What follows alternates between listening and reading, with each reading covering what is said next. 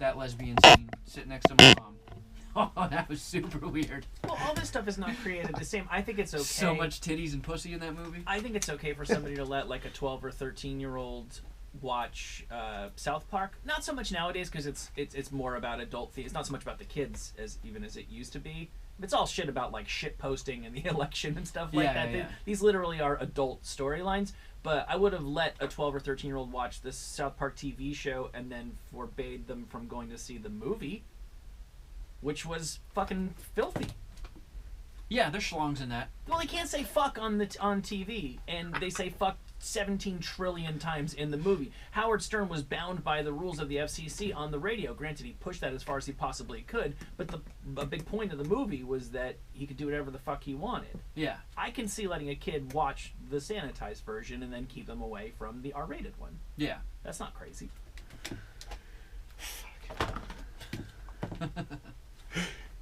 Anyway. There's a lot of... Is he here yet, or...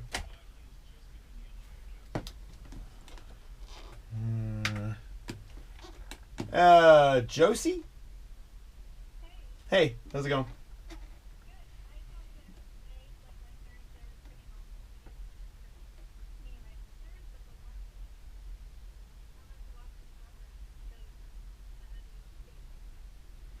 Who didn't breastfeed?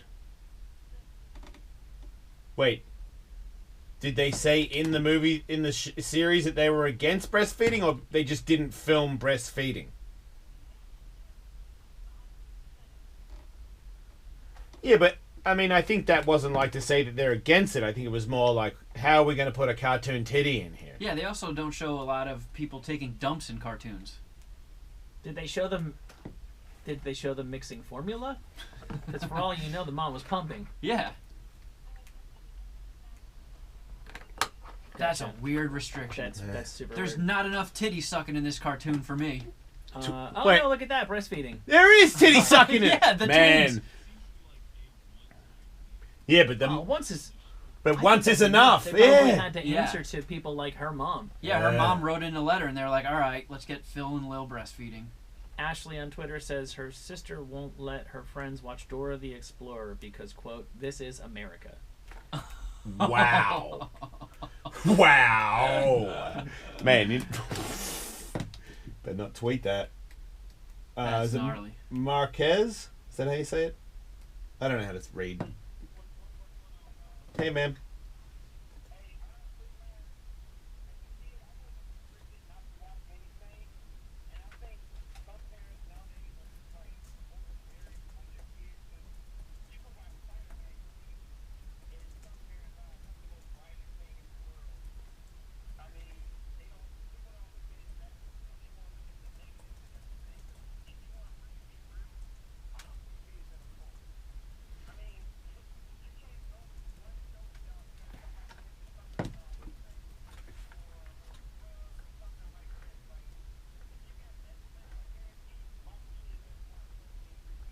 Yeah, he's right.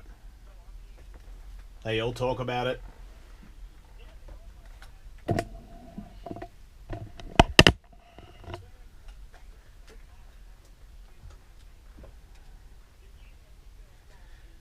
See, for me, I feel like, yes, they are going to see it, and you just need to be there to discuss what would be the appropriate thing to do if you do bump into the person that wants to show it to you. Like, you know what I mean? Like, they've got it. They all know about everything.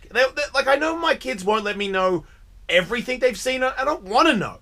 But they've got the gist of how fucked up everything is. And it sucks because their little brains are seeing the most fucked up stuff. I don't think I saw... Well, I did. I saw Faces of Death. But now you can see Faces of Death on Instagram. Accidentally.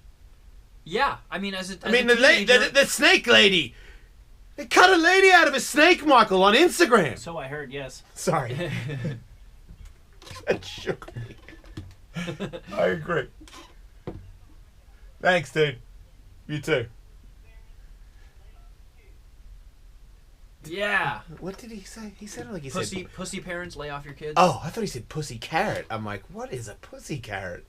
Yeah, I'm intrigued. I'm not.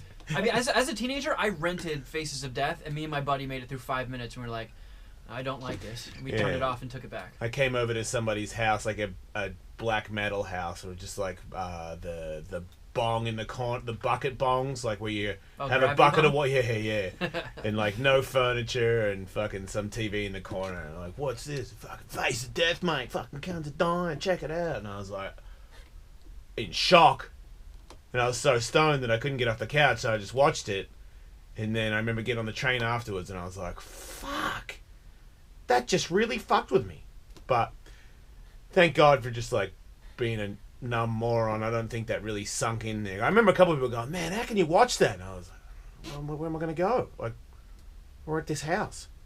It was really hard to not look at the TV too. It was like the only thing to look at. But I only remember a couple of things on there.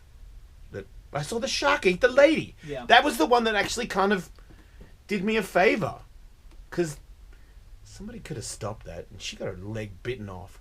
I was right on the cusp of that shit, and I missed it. 'Cause it's so perfect. The kid who got me into metal was like 12 or 13, and he was like, okay, here's here's Motley Crue, and here's Warren, and that's like the posters he had in his room.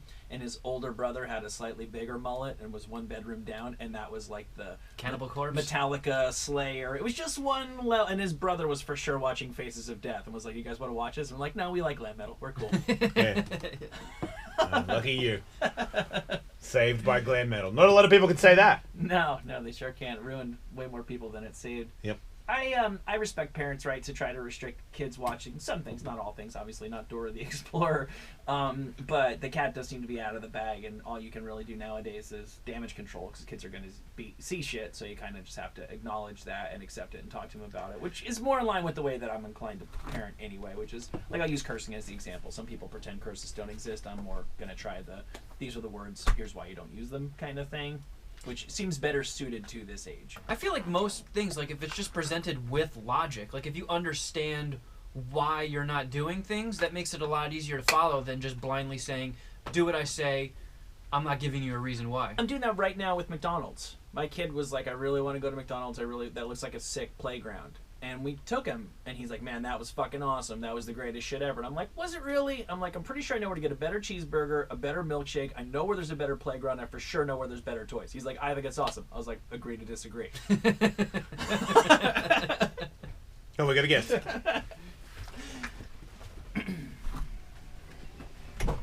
Sorry about that. Well, welcome. How are you? What's going on, buddy? How are you? What's going on, buddy? Hey, Demetrius Johnson. What's happening? Joined by UFC belt holder Josh Eldridge. Professional boomerang blocker. You got your jug of water? Got my jug of water, getting it done. I see you got yours. You got a fight coming up? Yep. When? Mine's way more dangerous than yours. Is it really? No. Well, actually, yep, because I'm not as good as you, and the guy I'm fighting is way better than me. Oh, really? You don't have that Do you obstacle really have ahead of Do you. you ever really fight? I'm fighting Carl Kingsbury. You heard of him? I have. Yeah, in a boxing fight. Carl Kingsbury, he was in the UFC. Yeah. Yeah. Okay, I remember Kyle Kingsbury. Yeah, Yeah. I remember him. He had long hair at one point. He had a lot of different haircuts. Very fit man. So you guys are gonna fight each other in a boxing match? Yeah, For for Ellis Mania, for charity and for glory. Oh, awesome, man. Yeah. Glory. Let's start the interview off like this. Let's do it. The last time I saw you, I thought you had hair implants.